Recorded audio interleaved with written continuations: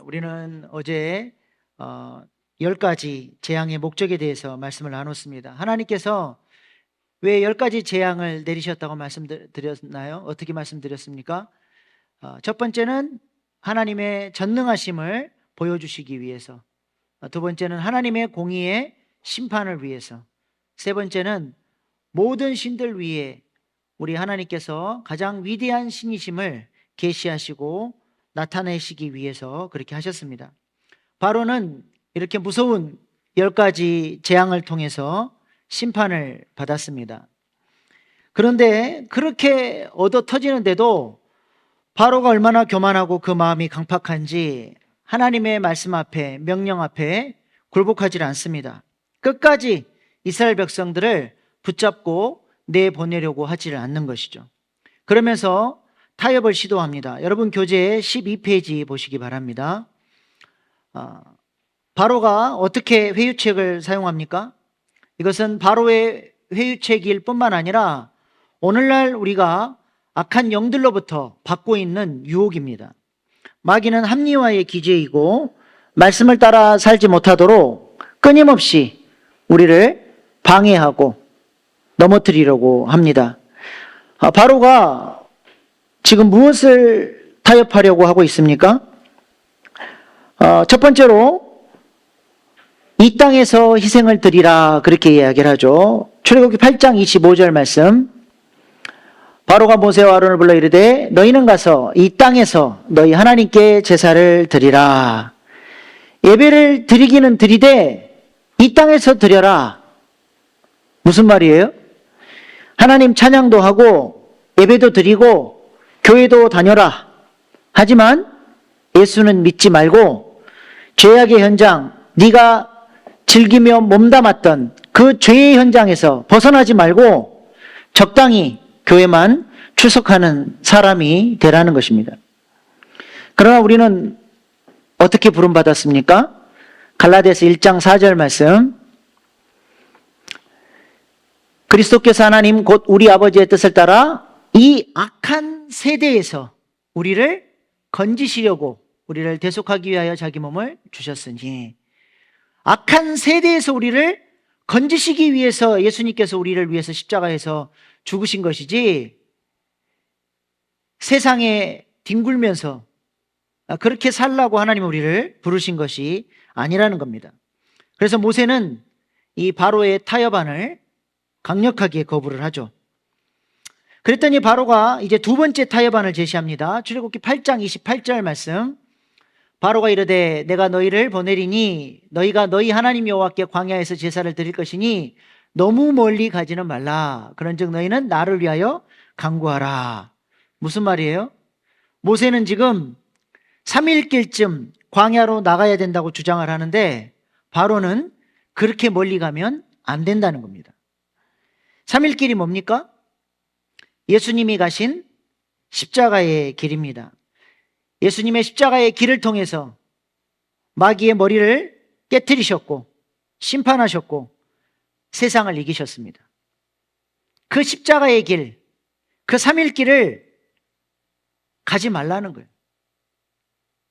모세는 3일길쯤 나가서 예수님의 십자가의 길을 따라감으로써 마귀의 머리를 깨트리고 애국과의 완전한 결별을 이루겠다라고 요청하는데 바로는 예수 믿는 것도 좋고 교회를 다니는 것도 좋고 그런데 그렇게 딱 끊을 필요 있냐?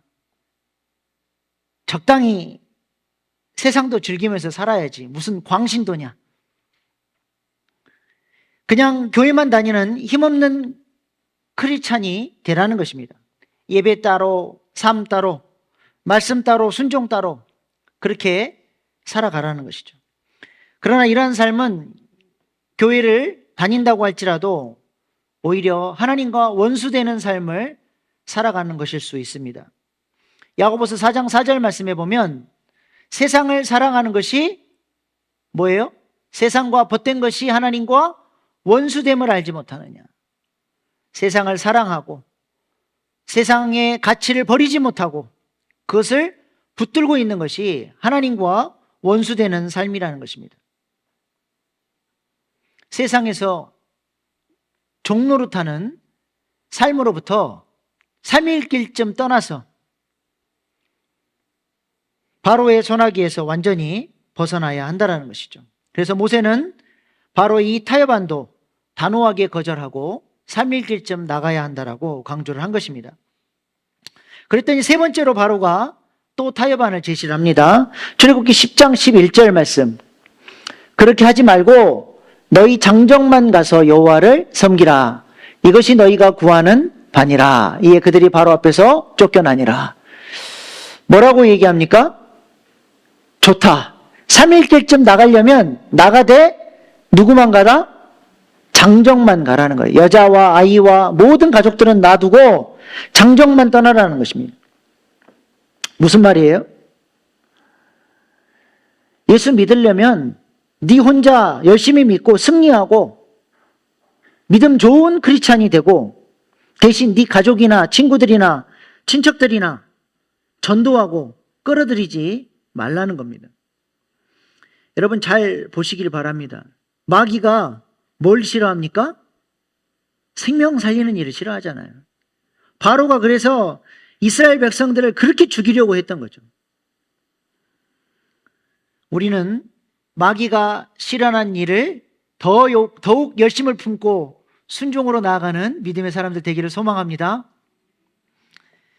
이 자리에 사랑하는 가족이 왜 여러분과 지금 함께하지 못하고 있습니까? 우리는 가족이 아직 구원받지 못한 이유에 대해서 늘 우리의 부족함 때문이라고 생각을 합니다. 내가 아직 성숙하지 못해서, 내가 많이 부족해서 가족들이 아직 교회를 다니지 않는다라고 생각을 하는 것이죠.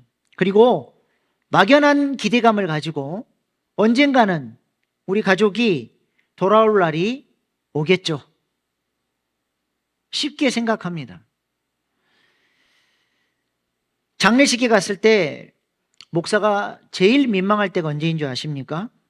언젠가 돌아오겠지 여유 부리다가 갑자기 사랑하는 가족이 복음을 듣지 못하고 떠나버린 가족의 장례 예배를 집례하러 갔을 때, 그때가 제일 민망합니다.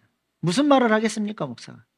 유족들 위로하는 말 몇 마디 하다가 민망한 예배를 드리고 돌아오는 것입니다. 여러분 가슴에 손을 대고 한번 정직하게 대답해 보시기 바랍니다. 사랑하는 가족들에게 정말 진지하게 단 한 번만이라도 예수 그리스도의 복음에 대해서 전해본 적이 있으십니까? 하나님께서 왜 예수님을 이 땅에 보내셨는지, 예수님의 십자가가 우리에게 어떤 의미가 되는지, 예수님을 믿는다라고 하는 것은 무엇을 의미하는지, 천국과 지옥에 대해서 전해본 적이 있으십니까? 만약 우리가 우리 가족들을 위해 눈물로 기도하며 성령님의 역사하심을 간구하고 전능하신 하나님께 우리 가족들의 영혼을 의탁하면서 진지하게 복음을 단 한 번만이라도 전했다고 한다면 어쩌면 여러분의 가족은 지금 이 시간 여러분의 옆자리에 앉아서 함께 말씀으로 은혜를 받으며 전능하신 하나님을 의지하고 찬양하고 있을지도 모릅니다. 바로는 우리에게 장정만 나가라고 이야기를 합니다. 이 사탄의 음성을 단호하게 거절하고 사랑하는 가족에게, 사랑하는 사람들에게 하나님께서 기회 주셨을 때 복음을 전할 수 있기를 바랍니다. 마지막으로 바로는 최후의 회유책을 이야기를 하죠. 출애굽기 10장 24절 말씀입니다. 바로가 모세를 불러서 이르되 너희는 가서 여호와를 섬기되 너희 양과 소는 머물러 두고 너희 어린 것들은 너희와 함께 갈지니라. 가족들도 이제는 다 데려가라는 거예요. 계속해서 고집을 피우니까 재앙이 계속 떨어지는 거예요. 다급해진 바로는 다시 모세를 불러서 좋다, 다 나가라. 전부 가족들 다 데리고 나가라. 근데 뭐를 가져가지 말아라? 양과 소는 가져가지 말라는 거예요. 희생 제물을 가져가지 말라는 거예요. 이 말이 무슨 말이에요? 하나님께 드릴 사랑, 헌신, 봉사, 헌금 등은 하지 말라는 거예요. 왜 사탄이 이런 것을 싫어합니까? 바로 성도의 헌신을 통해서 교회가 세워지고 하나님 나라가 확장되기 때문에 그렇습니다. 하나님은 하나님 나라의 역사를 하나님 혼자 이루어 가시는 것이 아니라 성도들을 통해서, 다시 말해서 교회를 통해서 그 일을 이루어 가시기 때문에 그렇습니다. 새가족관 공부할 때 이런 질문이 나왔습니다. 하나님이 살아계시면 어떻게 세상이 이렇게 악할 수 있습니까? 하나님은 악을 보고도 모른 채 한다면 선한 신이 아니라 악한 신입니다. 만약 악을 보고도 그 악을 처리할 수 없다면 하나님은 전능하신 하나님이 아니라 무능한 하나님입니다. 선하시고 전능하신 하나님이 살아계시고 이 세상을 통치하시는데 어떻게 이 세상이 이토록 악할 수 있습니까? 여러분은 뭐라고 대답하시겠습니까? 세상이 왜 이 모양 이 꼴이냐? 세상이 이러면 안 되지 않느냐? 그 마음을 누가 주셨습니까? 그것이 내 마음의 생각이라고 생각을 하지만 그 마음은 사실 하나님이 주신 마음입니다.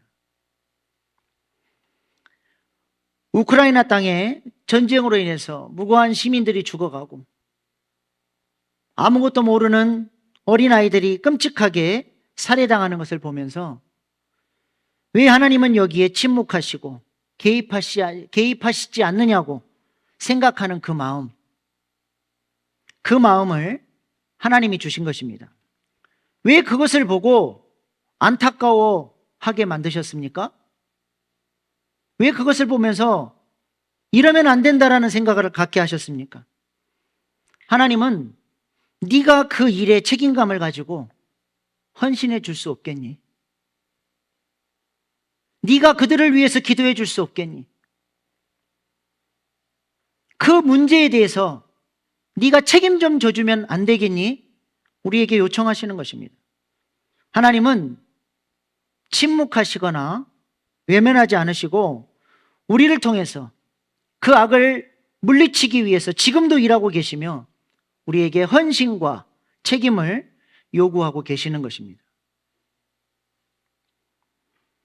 그러나 사탄은 우리에게 헌신하지 말고 책임지지 말고 멀리 떨어져서 정죄하고 비난하고 손가락질만 하라고 유혹하는 것입니다. 세월호 사건이 일어나고 많은 사람들이 서로 남 탓을 하며 내 책임 아니라고 서로가 서로를 정죄하고 비난할 때 저는 정말 자랑스러운 기사를 하나 보았습니다.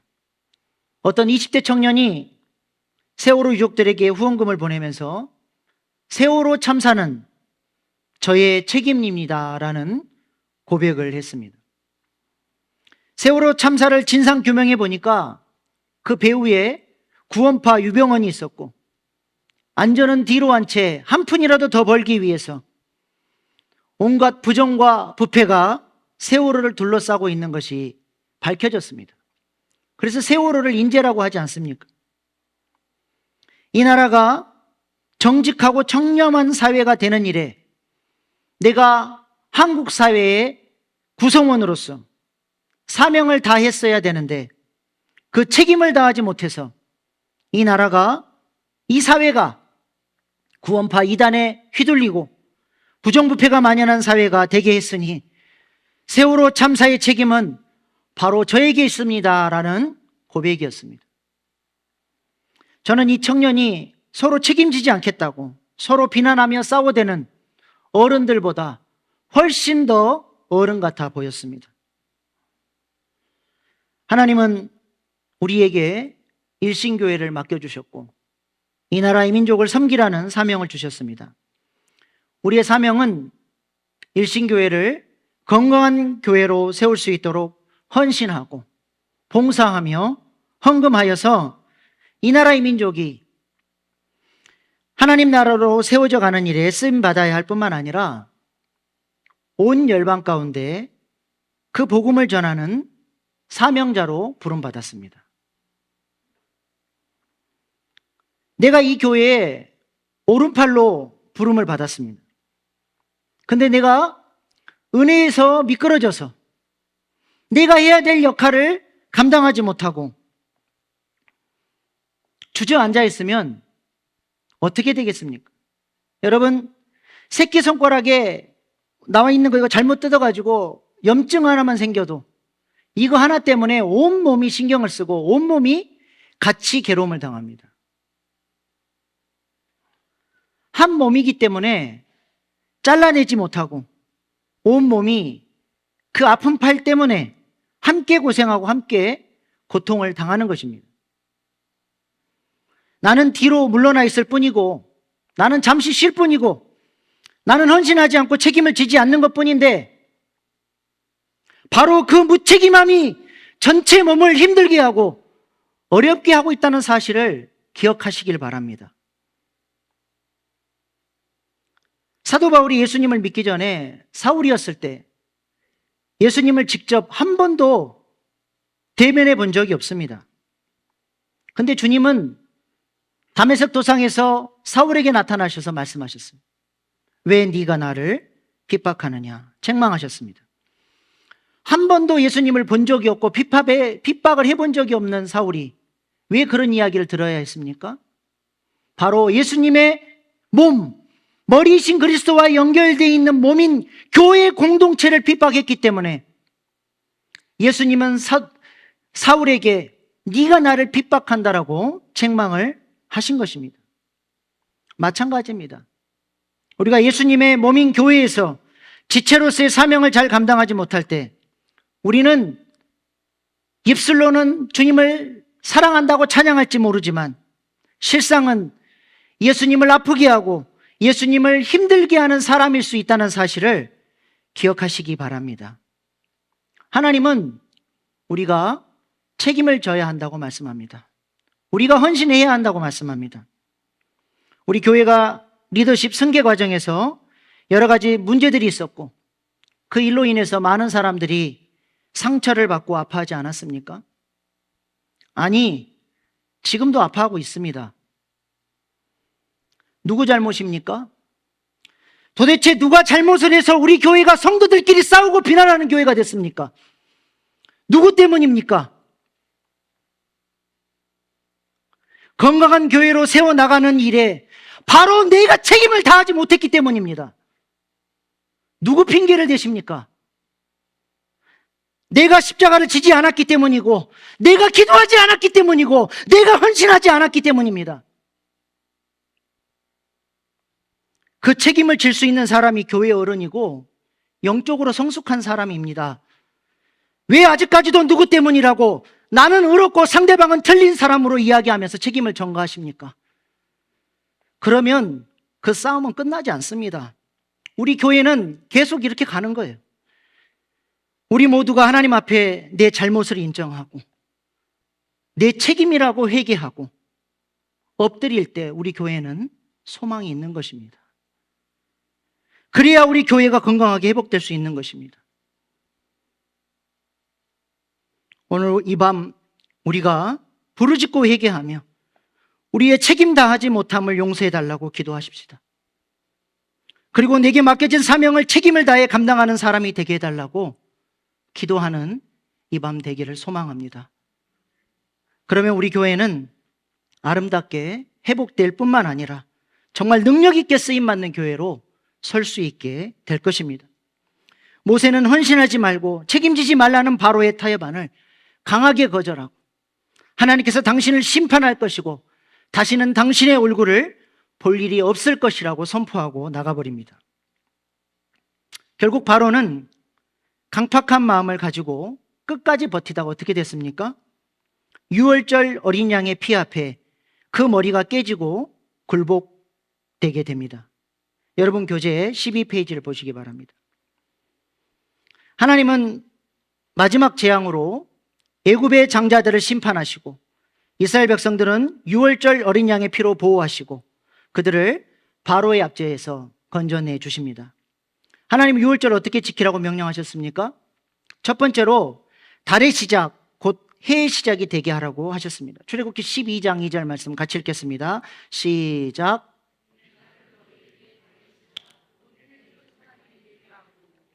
예.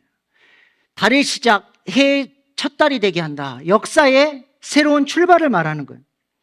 유월절을 경험하는 순간 더 이상 죄의 종로로 타는 삶이 끝나고 이제는 하나님의 자녀로서 새로운 역사를 써내려가는 삶이 시작된다는 의미입니다. 미국 유학 시절에 미국 크리스찬들을 만나면 이 사람들이 꼭 이렇게 물어봐요. Are you born again Christian? I'm pastor. 나 목사입니다. It doesn't matter who you are. 당신이 어떤 직업을 가지고 상관없고 당신 진짜로 거듭난 그리스도인이냐 물어봐요. 여러분은 거듭나셨습니까? 새 생명을 얻으셨습니까? 그렇다면 새 생명의 증거가 여러분의 삶에 나타나게 되는 것입니다. 새로운 삶의 모습이 나타나고 하나님을 사랑하고 예배하고 이전에 나오지 않았던 삶의 모습들이 내 안에 역사하시는 성령의 은혜를 따라서 새로운 열매를 맺는 삶으로 나아가게 된다는 것입니다. 새로운 역사가 시작이 되는 거예요. 두 번째로 유월절은 가족 수대로 어린 양을 취해야 됩니다. 출애굽기 12장 3절로 4절 말씀 같이 읽겠습니다. 시작.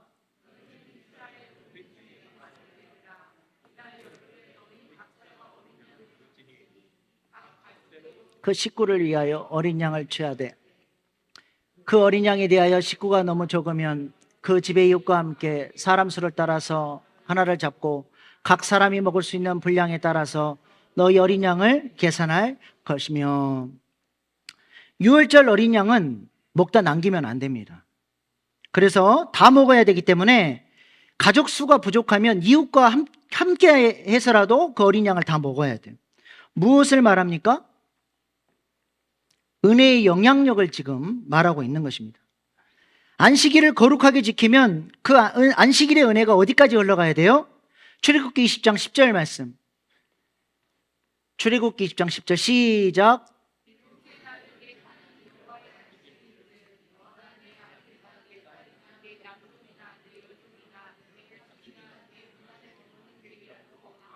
예.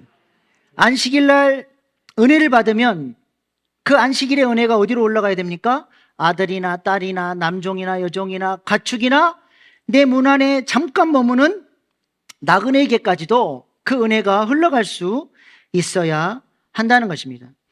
내가 은혜 받으면 우리 가족이 그 은혜를 같이 누리는 것입니다. 한 가정에 한 사람만 제대로 깨어있고 은혜를 받아도 그 영향력이 온 가족에게 미치게 되어 있다는 것이죠. 그래서 사도행전 16장 31절 말씀은 이렇게 말합니다. 시작.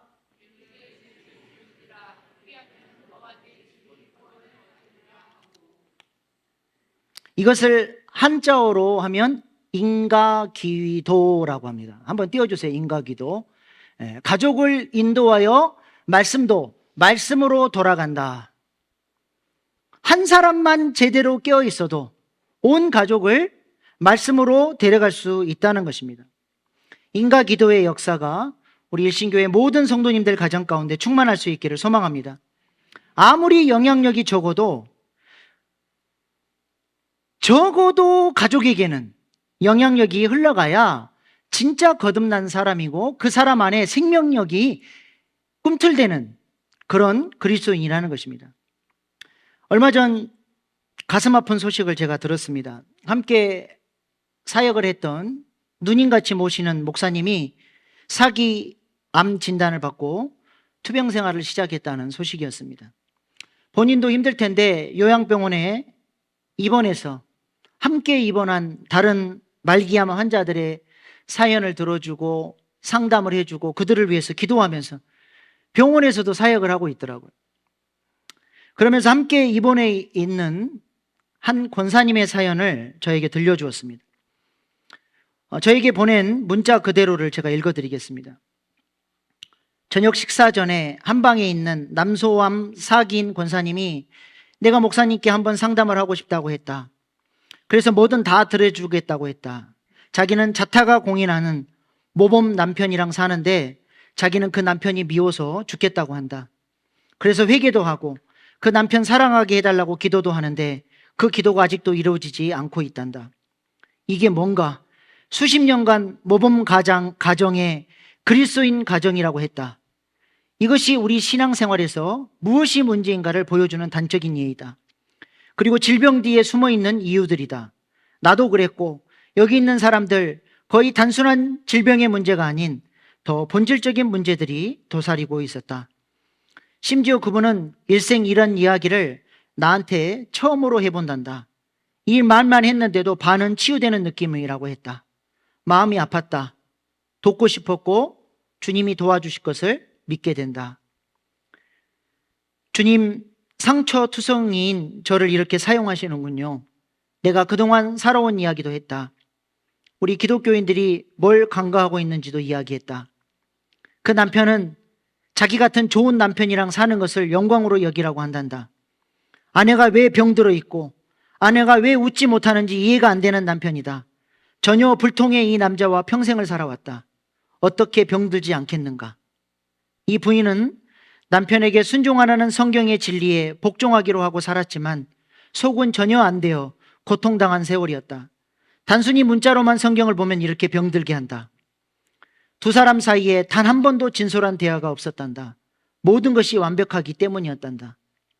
주님이 바리새인들, 제사장들, 유대 관원들에게 불같이 화를 내셨던 그 심정이 느껴졌다. 회칠한 무덤, 독사의 자식들이 이 땅의 교회에 득실거린다. 뭔가 이루고 뭔가 공을 세우느라 단 한 번도 사람의 마음을 읽으려고 한 적이 없고 사랑해 본 적이 없는 인간들. 눈물이 났다. 안아주고 싶고 쓰다듬어 주고 싶었다. 지옥의 문을 향해 달려가도록 획책하는 저 마귀의 권세를 쫓아내야 한다. 그 남편이야말로 치유받아야 할 첫 번째 대상이다. 우리가 예수님을 믿는다고 하면서도 사랑하지 못하고 가족들에게조차 오히려 상처를 주고 살아간다면 우리의 내면 세계를 깊이 돌아보셔야 됩니다. 진짜 내가 예수 믿는 사람인지, 내 안에 도대체 예수 그리스도의 사랑이 있기는 한 건지, 내 안에서 왜 사랑이 나가지 않고 죽이는 자로 살아가는지 돌아보셔야 합니다. 은혜가 전수되는 삶, 살리는 삶, 인과 기도의 역사가 여러분의 삶에 충만하시기를 축복합니다. 세 번째로 흠없고 일련된 순양을 하나님은 희생제물로 잡아야 한다고 말씀합니다. 출애굽기 12장 5절 말씀입니다. 시작. 너희 어린 양은 흠없고 일련된 수컷으로 하되 양이나 염소 중에서 취하고. 순양은 1년이 되면 사람이 이렇게 다 성숙해지는 것처럼, 성인이 되는 것처럼 순양도 1년이 되면 성숙해집니다. 1년의 시간이 이제 더 경과하게 되면 몸에서 냄새가 나고 암내가 나기 시작하고 육체의 정욕을 상징하는 발정이 시작이 되죠. 그래서 발정이 시작되기 전 성숙한 상태의 1년 된 순양이 가장 값어치가 있는 것입니다. 그 1년 된 순양이 바로 흠도 없고 죄도 없는 우리 예수님을 상징하는 것입니다. 구약의 제사 순서를 좀 살펴보면 이렇게 희생 제물로 드려질 흠없는 어린 양을 헌제자가 제사를 드리는 사람이 제사장 앞으로 데리고 오죠. 제물을 잡기 전에 반드시 해야 되는 게 있는데 그게 뭡니까? 안수를 해야 돼요. 제물의 머리에 안수하는 것. 이 제물의 머리에 제사장이 안수합니까? 제사를 드리는 헌제자가 안수합니까? 누가 안수해야 돼요? 제사장이 안수하면 그 제사는 무효예요. 그건 제사장의 제사예요. 내가 안수해야 돼요. 죄인이 안수해야 됩니다. 안수를 통해서 내 죄가 양에게로 전가가 되는 거예요. 우리가 예수님을 믿는다라고 하는 것은 바로 이거를 말합니다. 마치 양머리에 안수하는 것처럼 예수님 머리 안수를 통해서 내 죄가 예수님께로 전가가 되고 나는 예수님으로부터 용서를 받는 거예요. 예수님이 내 죄를 전가받으시고 나 때문에 십자가에서 죽으시는 거예요. 이것을 신적 교환이라고 하죠. 신학적 용어. 그래서 이사야에서 53장 5절 말씀에 이사야서 53장 5절 그가 찔림은 우리의 허물 때문이요 그가 상함은 우리의 죄악 때문이요 그가 징계를 받음으로 우리는 평안을 누리고 그가 채찍에 맞음으로 우리는 나음을 받았도다. 찔리고 상하고 징계받고 채찍에 맞는 게 원래 우리가 해야 되는 일을 예수님이 가져가시고 우리에게 뭘 주셨어요? 허물의 사함과 죄악의 용서와 하나님과의 아름다운 관계를 누리는 평화와 전인적인 치유의 은혜를 십자가의 믿음을 통해서 신적 교환, 루터는 이것을 즐거운 교환이라고 했습니다. 믿음으로 말미암아 우리가 이 아름다운 은혜를 누리게 되는 것입니다. 그래서 우리가 기도할 때 믿음으로 내 안에 아직도 가지고 있는 죄와 사망의 문제들을 자꾸 믿음으로 예수님의 십자가로 전가시켜야 돼요. 주님 예수님의 십자가와 함께 이 죄악을 못 받고 이 아픔을 못 받고 이 상처를 못 받습니다. 주님이 그것을 가져가시고 우리에게는 치유와 회복의 은혜를 주시는 것입니다. 믿음으로 기도해야죠. 안수가 마쳤으면 이제 이 제물은 나의 죄를 전가받았으니까 죄의 삭은 뭐예요? 사망이에요. 내 죄 때문에 이 양이 흠없는 어린 양이 피 흘려 죽어야 돼요. 원래 내가 그렇게 죽어야 되는데 이 양이 대신 죽는 겁니다. 다시 질문합니다. 이 제물을 죽일 때 제사장이 죽여요? 헌제자가 죽여요? 누가 죽여야 돼요? 제사를 드리는 사람이 죽여야 됩니다. 동물 죽여봤어요? 정말 어렵습니다. 닭 한 마리 잡는 것도 쉽지 않아요. 늘 우리 집에서 닭을 잡을 때는 저희 아버지가 목을 비틀어가지고 잡았는데 어느 날 아버지가 출타하고 안 계시는데 우리 사촌 형이 왔어요. 닭도리탕을 저희 어머니가 해주고 싶어가지고 닭을 잡아야 되는데 살아있는 닭을 잡을 수가 없으니 어떻게 했을까요? 뒤로 고개 돌리고 그냥 칼로 썰어버렸어요. 끔찍합니다. 살아있는 동물을 죽인다는 게 끔찍한 일이에요. 제가 고등학생 때 저희 아버지가 애영원 나환자촌에서 목회할 때 거기는 그 나환자들이 사회랑 격리되어 있기 때문에 다 이렇게 닭 키우고 돼지 키우고 그렇게 살아요. 그리고 그 아이들도 다 전부 다 그 입양아들입니다. 나환자들은 결혼할 때 반드시 정관 수술을 받아야 정부에서 결혼을 허락해줘요. 그러니까 애를 못 낳아요. 이게 유전이 되기 때문에. 그래서 그 아이들이 전부 다 입양아들이에요. 이제 그런 친구들이 우리 동네에 이제 또래들이 있었죠. 하루는 밤에 닭 잡아먹겠다고 양계장이 많으니까 그냥 아무 데나 가서 닭 몇 마리 그냥 가져오는 거예요. 그리고 고등학생들이 밤에 모여가지고 닭을 잡는데 누가 목을 비틀어 받겠습니까? 그냥 손도끼로 쳐버렸어요, 목을. 그랬더니 나는 세상에 그렇게 무서운 닭은 처음 봤어요. 목 떨어진 닭이 막 온 사방을 뛰어다니는데 얼마나 무섭던지. 나중에 닭 잡아먹고 집에 가서 봤더니 바지에 피가 엄청 튀어 있는 거예요. 끔찍한 거예요.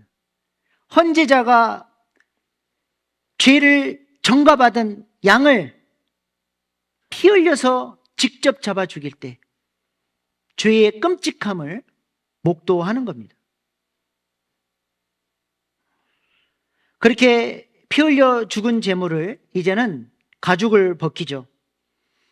내가 당해야 될 수치를 예수님이 대신 당하시는 겁니다. 예수님의 십자가에 매달려 있는 성화들 보면 천조각으로 좀 가려져 있잖아요. 민망하니까 그렇게 가려놓은 거지. 실제는 나체로 완전히 싹 벗겨서 모든 사람들 앞에서 수치를 당하게 하는 겁니다. 완전히 인간의 존엄성이 맞살되고 수치스럽게 죽어가는 것이 바로 십자가죠. 예수님이 대신 그렇게 우리를 위해서 수치를 당하신 겁니다. 그리고 제물에 각을 뜹니다. 각을 뜬다는 것은 마디마디를 다 잘라내는 걸 말해요.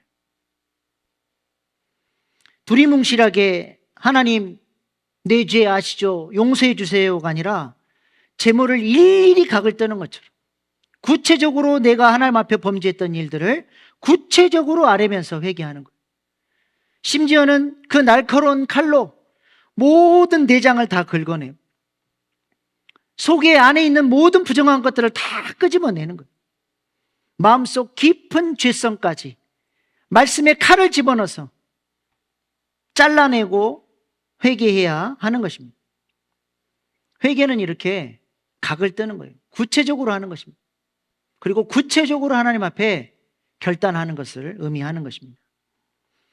그리고 마지막으로 그 제물을 제사장이 받아서 번제단 위에 올리고 불태워서 올려드리면 하나님이 그 제사를 받으시고 용서해 주시는 거예요.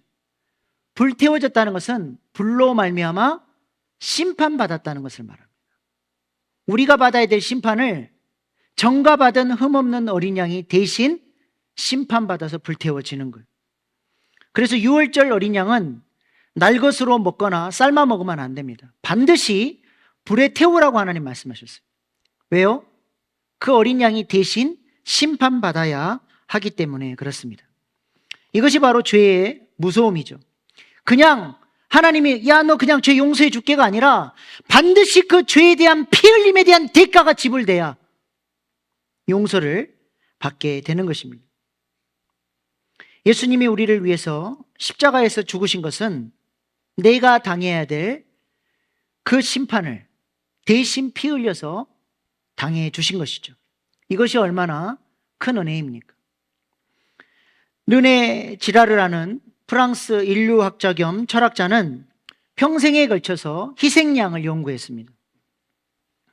세계 모든 문화마다 예외 없이 희생양 관습이 있는 것을 발견했습니다.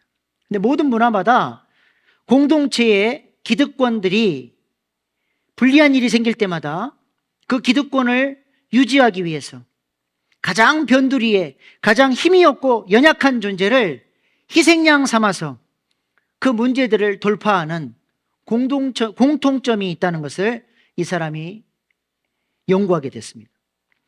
일본 관동 대지진 때도 민심이 들끓고 일본 지도자들을 향해서 분노의 칼날을 쏟으려고 할 때 일본 지도자들이 누구를 희생양 삼았습니까?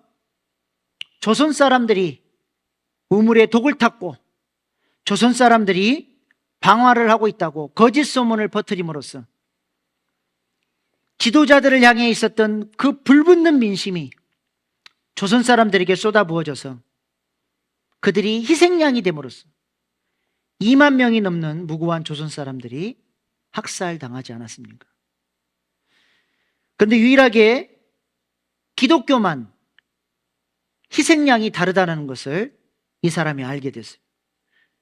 기독교는 그 공동체에서 가장 약한 사람을 희생양 만들어서 문제를 해결하는 것이 아니라 가장 강하고 뛰어난 존재, 즉 하나님이 당신 스스로가 희생양이 되셔서 힘없는 사람들을 구원한다는 사실을 깨닫게 된 것입니다. 그래서 이 사람이 학문을 목적으로 희생양을 연구하다가 비기독교인이었는데 이 하나님의 놀라운 사랑에 깊은 감화를 받고 자발적으로 기독교인이 되었습니다. 십자가에서 하나님이신 예수님이 스스로 희생하셔서 우리를 살려주신 그 사랑이 바로 다른 종교와 구별되는 기독교만의 독특한 특징이라는 것입니다. 하나님은 우리가 이 사랑을 가지고 지체들을 바라보고 교회를 사랑하고 그렇게 사람들을 섬기며 살아가기를 원하시는 것입니다. 이 은혜를 깊이 감사하고 찬양하며 살아가는 저와 여러분 되기를 소망합니다. 네 번째로 유월절은 그 어린 양의 피를 집 좌우 문설주 임방에 발라야 됩니다. 출애굽기 12장 7절 말씀입니다. 12장 7절 말씀. 그 피를 양을 먹을 집 좌우 문설주 임방에 바르고, 유월절 한자의 의미는 한번 띄워주세요. 넘을유 건널 월입니다. 넘어간다는 뜻이에요. 영어로 pass over, 넘어가는. 그 집안에 누가 있느냐가 상관이 없어요. 피가 발라져 있으면 하나님의 심판의 사자가 그 피를 보고 넘어가는 거예요. 그래서 유월절입니다. 피가 있냐 없냐가 중요한 거예요. 그 집안에 누가 있느냐가 중요한 게 아니에요. 예를 들어서 계속 하나님이 이스라엘 백성들은 보호하시고 애굽 땅에 심판이 떨어지니까 한 애굽 사람이 이스라엘 백성들이 뭐하나 가만히 보니까 어린 양을 잡아서 막 피를 발라놔요. 같이 그래서 따라서 똑같이 했어요. 그리고 그날 밤에 무슨 일이 일어날까 봐 무서워가지고 벌벌 떨고 한숨도 잠을 못 잤어요. 그리고 또 한편에 한 이스라엘 백성은 모세가 어린 양을 잡아서 피를 바르라고 하니까 쓸데없이 집 더러워지게 뭐 하려고 어린 양을 잡아서 피를 발라? 그리고 안 발라버렸어요. 믿음 좋게 코를 골면서 잠을 잘 잤습니다. 그날 밤에 어떤 일이 일어났겠습니까? 믿음 좋게 잠을 잔 사람의 집안에는 심판의 사자의 칼날이 떨어지고, 믿음이 없어서 벌벌 떨고 한숨도 못 잔 그 사람, 피를 발라놓은 그 사람은 하나님의 구원의 역사가 나타나게 된 것입니다. 그 집에 누가 있느냐가 중요한 게 아니라 피가 있냐 없냐가 중요한 거예요. 그래서 은혜입니다. 내가 누구냐, 내가 어떤 죄를 지었느냐가 중요한 것이 아니라 믿음으로 그 피를 붙잡았느냐, 그것이 중요하다는 것이죠. 언약궤 위 속죄소에 하나님의 영광이 어떻게 임할 수 있습니까? 그 속죄소, 그 시은자의 희생양의 피가 뿌려지기 때문에 그렇습니다. 사진 한번 보여주세요. 언약궤 밑에는 이스라엘 백성들의 죄를 상징하는 두 돌판과 감추인 만나와 아론의 쌍난 지팡이였어요. 저건 죄예요. 거룩하신 하나님과 어울리지 않습니다. 그러나 저 위에 불업 천사들이 마주보고 있는 저 속죄소 위에 피가 뿌려지니까 하나님이 그 피를 보시고 그 피로 죄를 덮으시고 저 자리 가운데 영광으로 임하셨다는 것입니다. 믿음으로 그 피를 붙들고 하나님의 영광을 모시고 살아가는 저와 여러분 되기를 소망합니다. 다섯 번째로 불에 구워 먹는 것은 이미 말씀을 드렸습니다. 말씀만 읽고 넘어가겠습니다. 출애굽기 12장 8절로 10절. 출애굽기 12장 8절로 10절. 그 밤에 그 고기를 불에 구워 무교본과 쓴나물을 아울러 먹되 날 것으로 물에 삶아서 먹지 말고 머리와 다리와 내장을 다 불에 구워 먹고 날 것으로나 물에 삶아 먹지 말며 아침까지 남은 것을 곧 불사르라. 반드시 불에 구워 먹으라고 말씀하십니다. 예수님이 대신 심판을 당하신 거죠. 여섯 번째로 5분만 더 하고 마치겠습니다. 유월절은 어떻게 지켜야 합니까? 허리에 띠를 띠고 신발을 신고 지팡이를 잡고 급히 먹어야 돼요. 출애굽기 12장 11절 말씀. 그거 맞아요. 너희는 그것을 이렇게 먹을지니 허리에 띠를 띠고 발에 신을 신고 손에 지팡이를 잡고 급히 먹으라. 이것이 여호와의 유월절이니라. 유월절 은혜를 경험한 사람은 이제 종로를 됐던 애굽 땅에 머물러 있으면 안 돼요. 그래서 급히 먹고 신발을 신고 허리에 띠를 띠고 지팡이를 짚고 어린 양을 먹자마자 출발을 해야 돼요. 어디로? 그 죄악의 땅, 죄의 종로로 타있던 땅에서 떠나서 이제는 여호와의 군대로서 사명의 땅을 향해서 진군해 나가는 첫 출발을 해야 되기 때문에 급히 먹어야 됩니다. 그래서 칭의는 반드시 성화를 가져와야 하는 거예요. 즉각적인 구원은 반드시 점진적인 구원으로 연결이 되어야 한다는 것입니다. 그래서 6월절 바로 다음 날부터 7일간의 무교절이 시작이 되는 거예요. 무교절 날은 어떻게 해야 됩니까? 죄를 상징하는 누룩을 제거하고 그리스도의 고난에 동참하는 쓴나물을 먹으면서 주님 부르신 사명자로 살아가기 위해 성화되어져 가는 절기가 바로 무교절이죠. 누룩 없는 떡이니까 얼마나 딱딱하고 맛이 없겠습니까? 쓴나물을 먹자니 얼마나 죽을 맛이겠습니까? 왜 하나님이 그것을 먹으라고 말씀하십니까? 우리는 더 이상 세상을 즐기기 위해서 살아가는 존재가 아니라 그리스도를 먹고 마시며 그리스도의 은혜를 누리는 인생으로 부름받은 것입니다. 세상 사람들이 보기에는 그것이 재미없어 보이고 딱딱해 보이지만 그러나 실상은 그들이 알지 못하는 복음 안에서 누리는 놀라운 기쁨과 영광이 있는 것입니다. 이제 우리는 공급받는 양식이 달라진 거예요. 즐거워하는 것이 달라졌습니다. 옛날에는 세상이 주는 양식, 바로에게 종살이하면서 얻어먹던 그 죄악의 양식이 아니라 이제는 영광스러운 하늘 아버지가 공급해 주시는 신령한 양식으로 공급받으며 살게 됐다는 것입니다. 이 진수성찬의 신령한 양식을 날마다 공급받으면서 살아가시기를 축복합니다. 마지막 7번째로 6월절은 대제로 절기를 삼아야 한다고 말씀합니다. 출애굽 12장 14절 말씀. 너희는 이 날을 기념하여 여호와의 절기를 삼아 영원한 규례로 대대로 지킬지니라. 절대로 잊지 말라는 거예요. 혹시 무슨 일이 있어서 1월 달에 첫 달에 6월절을 지키지 못했다고 한다면 그 다음 달 보조 6월절이라도 너희는 지켜야 된다는 거예요. 민수기 9장 10절 11절 말씀. 이스라엘 자손에게 말하여 이르라. 너희나 너희 후손 중에 시체로 말미암아 부정하게 되든지 먼 여행 중에 있다 할지라도 다 여호와 앞에 마땅히 6월절을 지키되, 저렇게 6월절 지킬 때 몸이 부정해지거나 여행 때문에 못 지켰으면 그 다음 달 11절 둘째 달 14째 날 해질 때 그것을 지켜서 어린 양에게 무교병과 쓴나물을 아울러 먹을 것이요, 보조 6월절이라도 지켜서 반드시 6월절의 은혜를 기억하라는 것입니다. 무슨 말이에요? 하나님의 백성은 반드시 6월절의 은혜를 기억하며 날마다 우리를 정결케 하시는 예수 그리스도의 보혈의 은혜를 붙들고 살아가야 한다는 것입니다. 그 보혈의 은혜를 붙들고 살아야 우리가 정결해지고 승리하며 살 수 있다는 것이죠. 어둠의 권세를 이길 힘이 바로 이 보혈의 능력으로부터 오기 때문에 그렇습니다.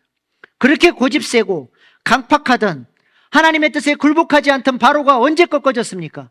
바로 6월절 어린 양의 피에 의해서 꺾이고 항복하고 이스라엘 백성들을 풀어주게 된 것입니다. 마귀의 권세를 푸는 힘, 마귀의 권세를 깨트리는 힘이 보혈에 있습니다. 보혈의 능력 안에 있습니다.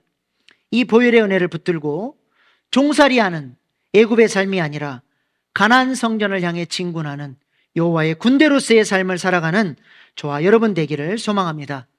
오늘은 여기까지 하고 내일 이어서 또 말씀 나누도록 하겠습니다. 기도하시겠습니다.